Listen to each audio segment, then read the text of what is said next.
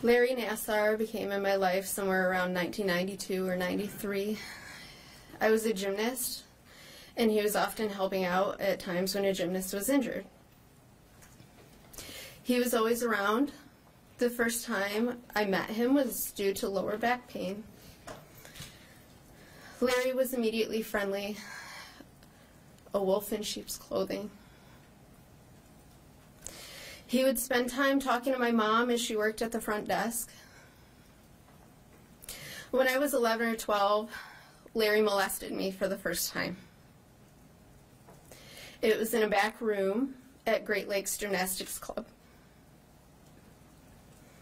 I was so young that I had no reference that it was wrong. After all, he was a doctor, and he had explained this procedure to me.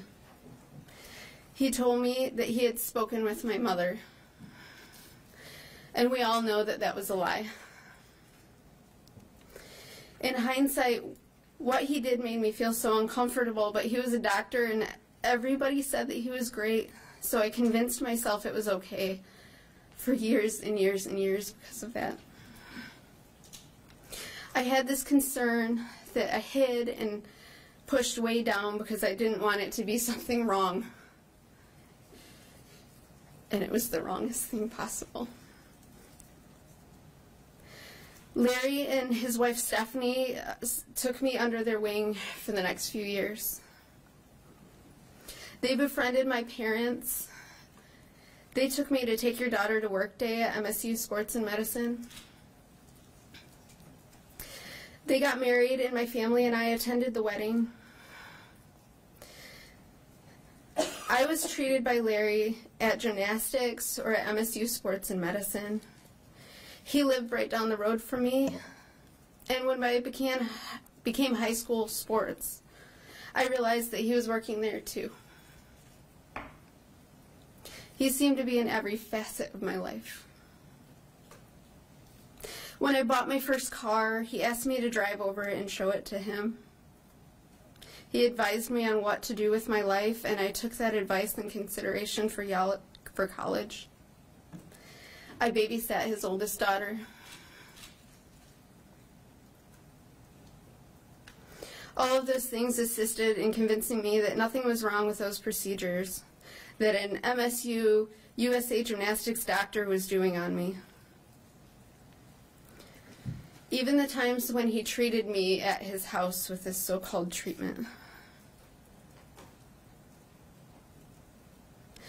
This has affected my life in countless ways that I'm just beginning to grasp, and it might take a lifetime to understand.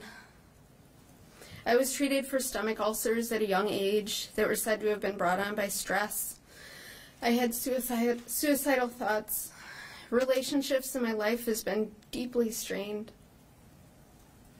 I was a carefree, silly little girl until this happened, and afterwards there was a cloud, and the cloud has followed me into every relationship in my life, especially the most important ones.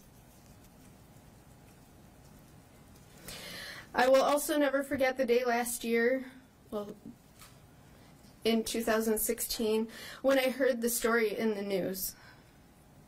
That was the day when I realized that what he did to me, he also did to other women. All of the doubts that I had about him and what he did became undisputed. And now we all know the horrible reality of what he was really doing. And that cloud that was always there, it grew really big. The moment that I realized that everything that I was hiding from was true, I was absolutely crushed.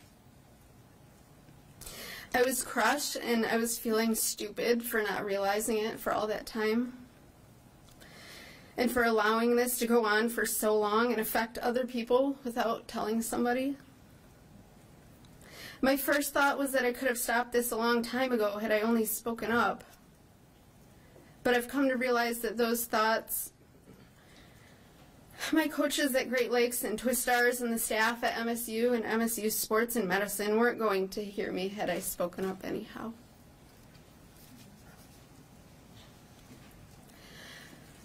I'm angry with Larry Nassar today. I'm angry for every thought that I've ever had about what happened. I'm so angry for the times that I haven't been the best mother to my kids because of this, and every moment that I've spent away from them to deal with what Larry did. I'm angry for all the times in my life that I sat there and I Googled this so-called treatment just to help myself sleep at night. It never helped because I never found any information on it. I still can't sleep at night, and I hope that Larry can't either. I've had to live with this wound, whether gaping open or a faded scar, and I will always have to live with it. And so do all the people in my life, especially my parents.